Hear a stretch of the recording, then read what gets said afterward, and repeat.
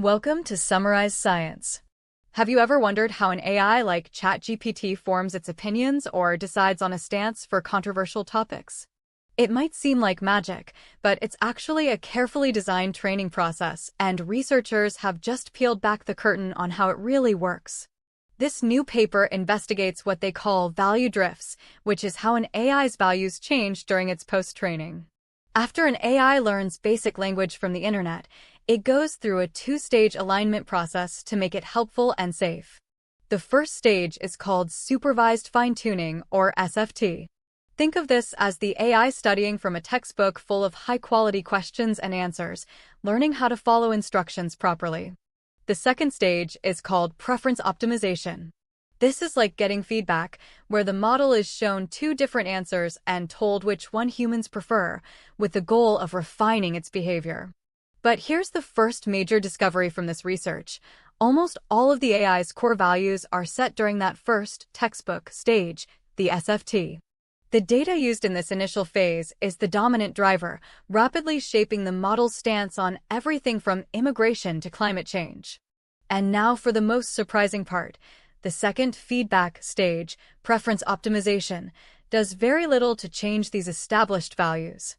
The researchers found that in the most popular public datasets, the preferred and rejected answers are often too similar in their underlying stance. This means there's a very small value gap, so the AI doesn't get a strong signal to actually change its opinion. It just learns to polish its existing one. To test this, the researchers created their own special dataset where the difference between the chosen and rejected answers was huge. For example, one answer would strongly support a topic, while the other would strongly oppose it. With this high-contrast data, preference optimization suddenly worked. It was now able to dramatically shift the model's values, proving that the data itself is the most critical component. They also found that different optimization algorithms behave differently, with some sticking close to the original values and others being more willing to change. So, let's recap the important points. First, an AI's core values are almost entirely set during its initial supervised fine-tuning, based on the examples it's shown.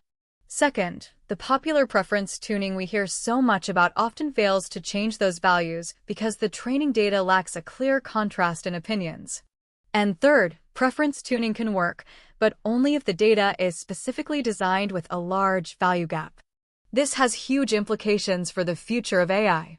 It means that the initial datasets used to train these models are incredibly important, as the values they contain get baked in very deeply.